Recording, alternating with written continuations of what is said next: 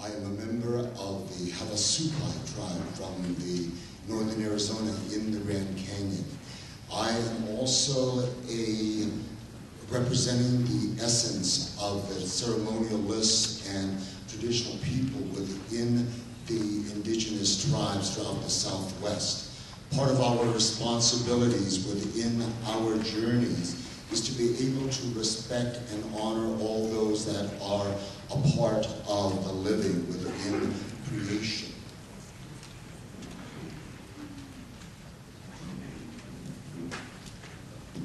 Good evening, and thank you very much for holding this hearing. I'm Sylvia Allen, A-L-L-E-N, Navajo County Supervisor. Recently, Supreme Court Justice Roberts said this quote, "The federal government has expanded dramatically over the past 2 centuries, but it still must show that a constitutional grant of power authorizes each of its actions. The same does not apply to states because the Constitution is not the source of their power. State governments do not need constitutional authorization to act. Our cases refer to this general power of governing possessed by the states but not by the federal government as the police powers. The framers thus ensured that powers, which in the ordinary course of affairs concern the lives, liberties, and properties of the people, were held by governments more local and more accountable than a distant federal bureaucracy. So I feel this responsibility as elected official to protect the health, safety, and welfare of my citizens. The 10J rule governing the management of Mexican wolves in Arizona and New Mexico should recognize this constitutional police powers of the states to protect the health, welfare, and safety of its citizens. And I appreciate the language right now that's in the proposed 10J rule. It just needs to be stronger, I feel. Specific language allowing citizens, landowners, permittees, or county law enforcement to take or injure a wolf if the wolf is engaged in killing, wounding, biting, chasing, stalking, threatening, or harassing humans, pets, livestock on private land, their livestock on public lands or reservation lands. Wolves showing signs of fearless behavior are becoming desensitized to human encounters, must be removed permanently. I feel that when people realize that they have these rights to protect themselves and their property, that a lot of this contention of having the wolves out there will leave. And also, Navajo County feels strongly that the 10J rule must disclose full social, culture, and economic costs and impacts on rural residents and local governments. Potential impacts include the loss of tax revenue and the increased costs due to the presence of introduced wolves. Navajo County recently... Thank you. Thank you very much. Next speaker, please.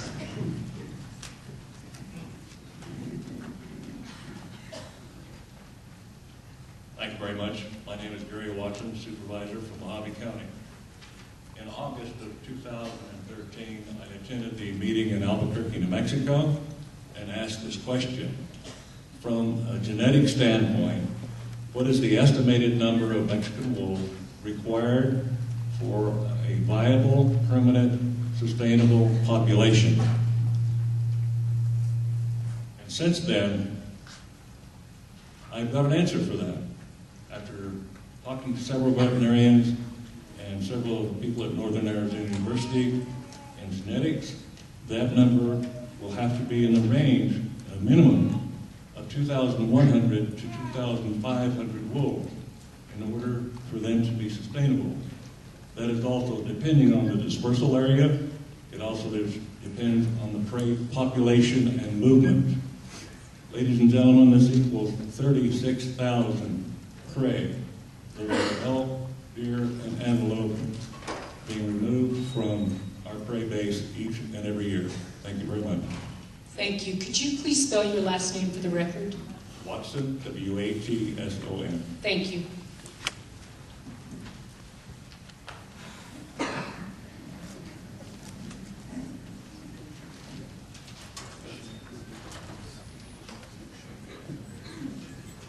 Good evening. Can you hear me? Yes. Good evening. My name is Terry Wheeler. I'm T-E-R-R-Y-W-H-E-E-L-E-R. I'm currently the mayor of Globe. We want to comment on the delisting of the gray wolf, which we agree is appropriate. Both the gray wolf and the Mexican wolf must be delisted as T&E species and put under the management of the appropriate state game and fish agencies. Globe is a city in east central Arizona, the county seat of Gila County. We are a unique little city founded in the 1870s on mining and ranching, which is very important to our economic base today. Business diversification, outdoor recreation, tourism, higher education opportunities are some of the additions to our economic structure that are allowing us to move forward. The expansion of the Mexican wolf populations in the Gila County, and that's Tonto Basin, will put all of Gila County, including Globe, at the forefront of wolf expansion. Wolf expansion will exacerbate livestock and wildlife depredation, as well as add harm to the health and welfare of our citizens. It will destroy our outdoor recreation and tourism program that are essential to our economic base future development. The sad truth is that the wolves are already here. I ranch north of Globe, and we have seen and followed their tracks while riding on the ranch. Recently, a collared wolf was seen in Payson. Wolves released in Gila County will be in Scottsdale in a real near future, munching down on pink Pomeranians, pampered polo horses, or kids chasing soccer balls.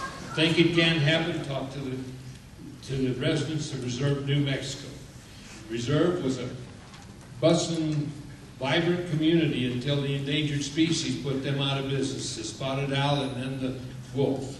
And if you don't think it can happen to them, it'll happen to the rest of us just as well. Please, for the sake of our people, our families, our towns, our resources, Thank you, sir. Do not release any Thank you, more sir. wolves. Thank you very much. Next speaker, please. Do we have no more elected officials?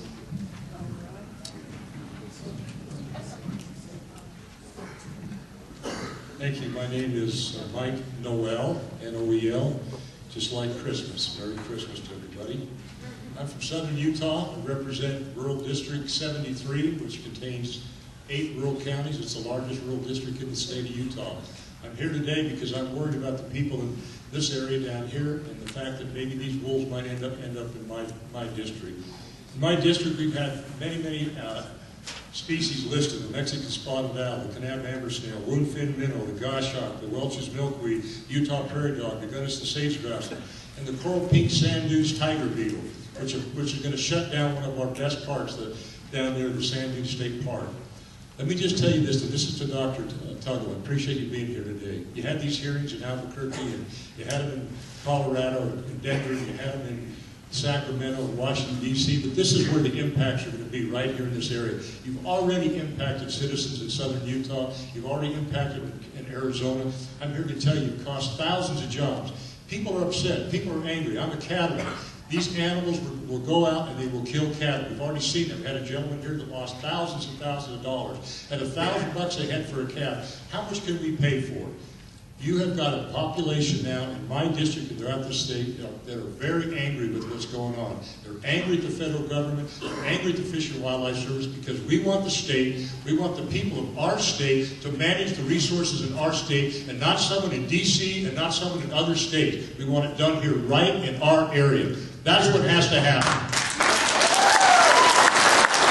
I would ask that you not pause or cheer. Please respect everyone and their comments, please. The longer you clap and shout and sing, the shorter amount of time you'll have to testify. So it's up to you, to someone back at the registration tables or up front to us. That would be great. And written comment is just as important as oral comment. Thank you. James Guggenauer, Gougnhnour. Here we go. Mexican gray wolves were introduced in Arizona by an act of Congress in 1997. At that time, the law designated a certain area and a certain number of wolves, about 100, to be established. Today, we're nearing that goal with 75 to 85 wild wolves and a couple of hundred in captivity that could be released. So logic and the law would say that it's time to call the program a success and end it. However, now the Fish and Wildlife Service wants to expand the range and have an unlimited number of wolves. The creation of a new subspecies of wolves is not supported by scientific data, nor is the expansion of this program supported by the people who will most directly be impacted by it. I also want to refer to this letter from the U.S. Congress that was signed by 75 House of Representatives and Senators.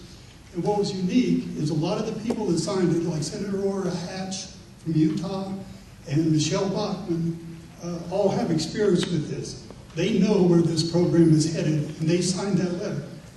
So I'd ask you, if you haven't seen that letter, I have a copy of it here, and you can surely read that. Let me just take one paragraph from that letter.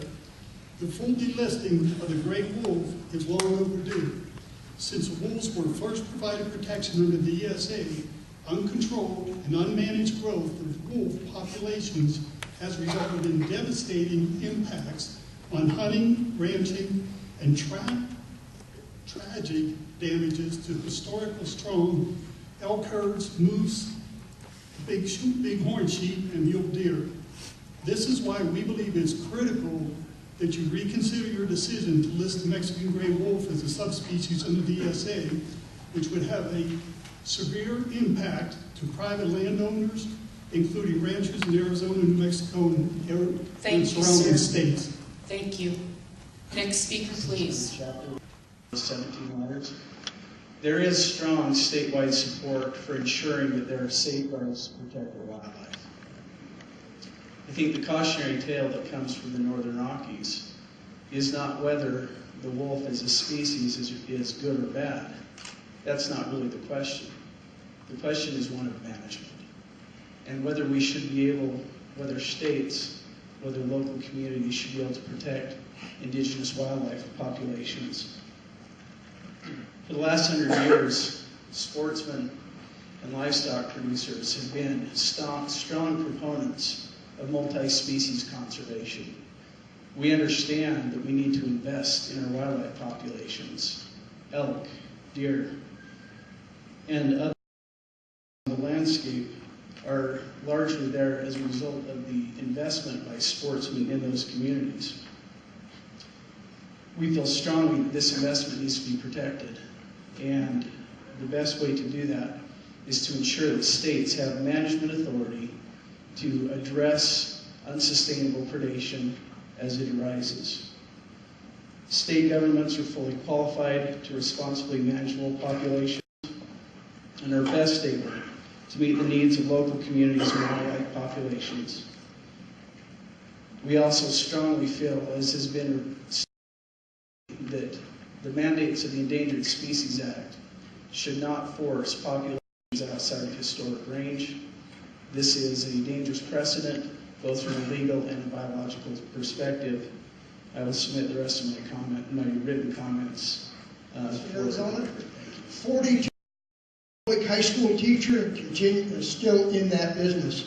I have a pretty good understanding of the folks at Payson, having educated 3 generations. I might add that I had the opportunity to go to a meeting created by the Arizona Game and Fish Department in Star Valley, where over 200 Paysonites showed up. And I might add, of the 200 that showed up, I think it was overwhelmingly, they were concerned and did not want the reintroduction of the Mexican gray wolf, or introduction of the Mexican gray wolf into the Tonto National Forest. Now, I do want to make sure you understand, of the 200 plus that were there were 2 people in support. One was a member of the U.S. Fish and Wildlife, I believe. Her friend said, I have no dog in the fight, so I won't take a stand. And the third person was a paid lobbyist from the Sierra Club. So I want to make sure you understand that that was one element, one group that I attended. There was another meeting that I showed up at, that there was about 150 members of the community, a totally different, diverse group. They were overwhelmingly against the introduction of the Mexican gray wolf to Gila County, to the Payson area. I went to a third meeting where there was about 100. There were a couple that were in favor, but again, the great majority. So I think I'm speaking for the folks in Payson. I think I'm speaking of the folks in Tonto National Forest that are totally surrounded, that we have a we have a question. And the question is, do the local folks in the National Forest want the wolf? And I have to say the bottom line is no, we do not want it in Payson nor in Gila County. And thank you for your time and thank you for letting me speak.